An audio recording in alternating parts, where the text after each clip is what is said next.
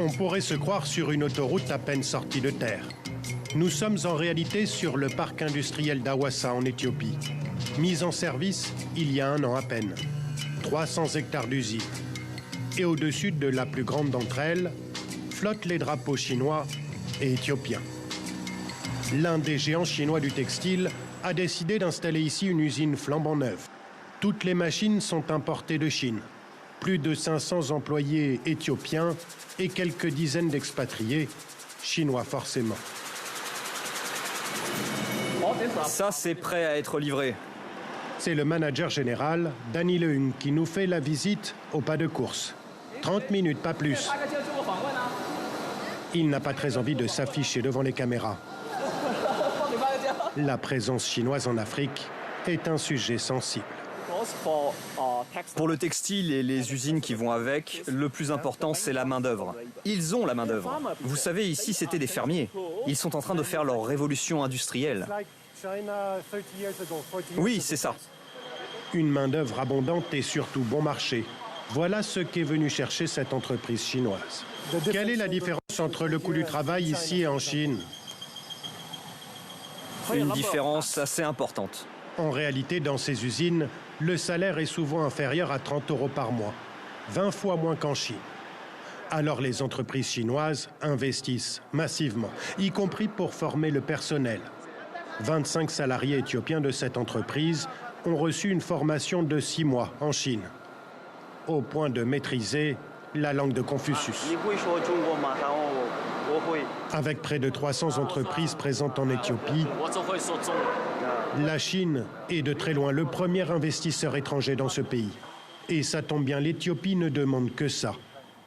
Le parc industriel d'Awassa en est le parfait exemple. 220 millions d'euros, construit par une entreprise chinoise. Tout est fait ici pour faciliter l'arrivée des investisseurs. Une main-d'œuvre bon marché, on l'a vu, mais également des démarches administratives simplifiées. Tout se fait au même endroit, y compris les exonérations de taxes pour les produits importés. On peut gérer ça en quelques minutes. Vous savez, on a déjà tout libéralisé. L'Éthiopie met tout en œuvre pour devenir dans les 10 prochaines années un des ateliers du monde. Et ce, même si les ouvrières, à la sortie de l'usine, se plaignent de leurs conditions de travail. Il fait trop chaud à l'intérieur. Et puis le salaire, ce n'est pas assez. 33 €. Le loyer, la nourriture, la vie est chère. Ne faites pas que vous plaindre. Continuez à travailler, il y aura des progrès. Je vous l'assure.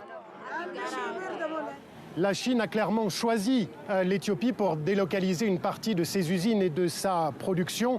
La Chine qui a dépensé beaucoup d'argent, près de 10 milliards d'euros de 2010 à 2015 pour aider le gouvernement éthiopien à développer les infrastructures. Car c'est un fait, les deux pays avancent ensemble. Les entreprises chinoises sont absolument partout en Éthiopie pour construire des routes, des trains et donc des parcs industriels. Dans les prochaines années, il devrait y en avoir pas moins de 12, pilotés par l'État éthiopien. Les usines chinoises s'installent, continuent de produire à bas coût, alors d'une certaine façon, la Chine n'est-elle pas en train de racheter l'Éthiopie? Les autorités locales s'en défendent, elles affirment profiter elles aussi de la situation. Vous savez, les Chinois sont en train d'exporter environ 80 millions d'emplois, des emplois industriels. Et nous, on veut en récupérer une quantité importante grâce à une coopération étroite avec eux. L'industrie ne représente encore que 5% de l'économie éthiopienne. Le pays entend créer 2 millions d'emplois dans ce secteur d'ici 2025. Une révolution industrielle à marche forcée au fort accent chinois.